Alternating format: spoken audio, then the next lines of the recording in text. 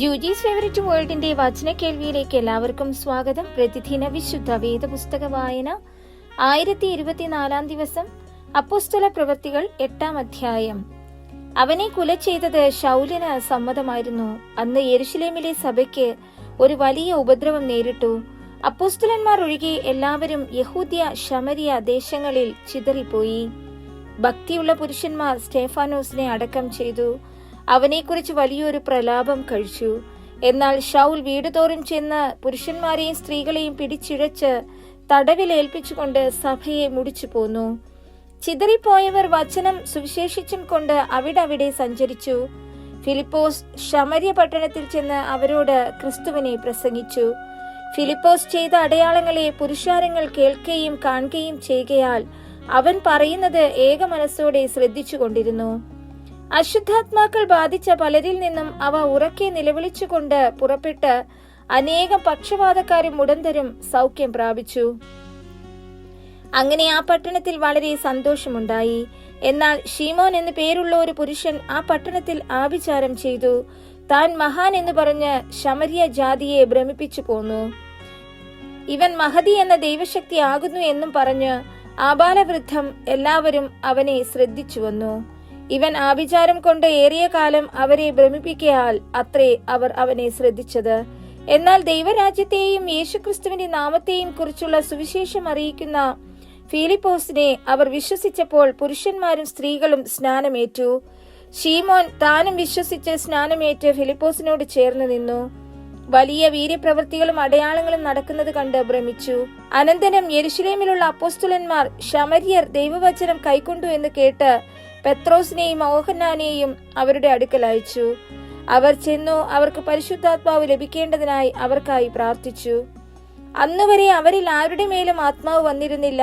അവർ കർത്താവായ യേശുവിന്റെ നാമത്തിൽ സ്നാനം ഏറ്റിരുന്നതേയുള്ളൂ. അവർ അവരുടെ മേൽ കൈവച്ചപ്പോൾ അവർക്ക് പരിശുദ്ധാത്മാവ് ലഭിച്ചു.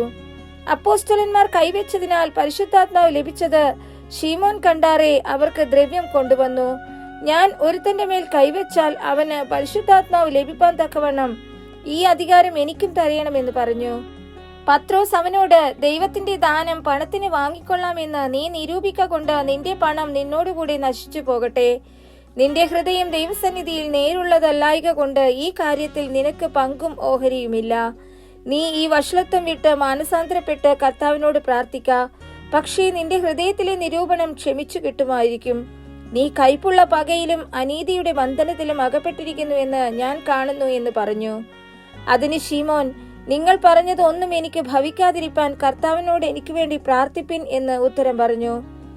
അവർ കർത്താവിന്റെ വചനം സാക്ഷീകരിച്ച് പ്രസംഗിച്ച ശേഷം ശമര്യക്കാരുടെ അനേക ഗ്രാമങ്ങളിൽ സുവിശേഷം അറിയിച്ചുകൊണ്ട് യെരുശലേമിലേക്ക് മടങ്ങിപ്പോയി.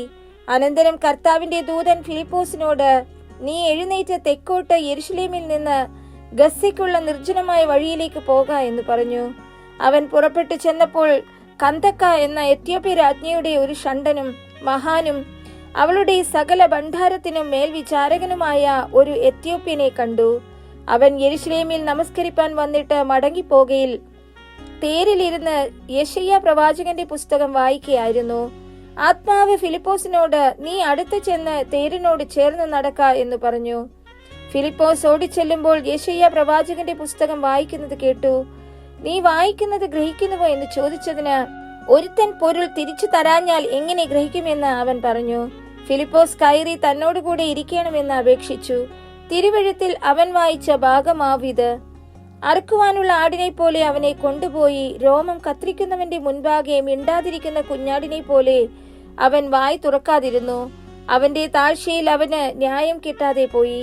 അവന്റെ തലമുറയെ ആർ വിവരിക്കും? ഭൂമിയിൽ നിന്ന് അവന്റെ ജീവനെ എടുത്തു കളയുന്നുവല്ലോ. ഷണ്ഡൻ ഫിലിപ്പോസിനോട്, ഇത് പ്രവാചകൻ ആരെക്കുറിച്ച് പറയുന്നു, തന്നെക്കുറിച്ചോ മറ്റൊരുത്തനെ കുറിച്ചോ എന്ന് പറഞ്ഞു തരയണമെന്ന് അപേക്ഷിച്ചു. ഫിലിപ്പോസ് ഈ തിരുവെഴുത്ത് ആധാരമാക്കി അവനോട് യേശുവിനെ കുറിച്ചുള്ള സുവിശേഷം അറിയിപ്പാൻ തുടങ്ങി. അവർ ഇങ്ങനെ വഴിപോകയിൽ വെള്ളമുള്ളൊരു സ്ഥലത്തെത്തിയപ്പോൾ ഷണ്ഡൻ, ഇതാ വെള്ളം, ഞാൻ സ്നാനമേൽക്കുന്നതിന് എന്ത് വിരോധമെന്ന് പറഞ്ഞു. അതിന് ഫിലിപ്പോസ്, നീ പൂർണ്ണ ഹൃദയത്തോടെ വിശ്വസിക്കുന്നുവെങ്കിൽ ആകാമെന്ന് പറഞ്ഞു. യേശുക്രിസ്തു ദൈവപുത്രൻ എന്ന് ഞാൻ വിശ്വസിക്കുന്നു എന്ന് അവൻ ഉത്തരം പറഞ്ഞു. അങ്ങനെ അവൻ തേർ നിർത്തുവാൻ കൽപ്പിച്ചു. ഫിലിപ്പോസും ഷണ്ഡനും ഇരുവരും വെള്ളത്തിലിറങ്ങി അവൻ അവനെ സ്നാനം കഴിപ്പിച്ചു. അവർ വെള്ളത്തിൽ നിന്ന് കയറിയപ്പോൾ കർത്താവിന്റെ ആത്മാവ് ഫിലിപ്പോസിനെ എടുത്തുകൊണ്ടുപോയി. ഷണ്ഡൻ അവനെ പിന്നെ കണ്ടില്ല. അവൻ സന്തോഷിച്ചുകൊണ്ട് തന്റെ വഴിക്ക് പോയി. ഫിലിപ്പോസിനെ പിന്നെ അസ്തോദിൽ കണ്ടു. അവൻ സഞ്ചരിച്ചു എല്ലാ പട്ടണങ്ങളിലും സുവിശേഷം അറിയിച്ചുകൊണ്ട് കൈസരിയയിൽ എത്തി.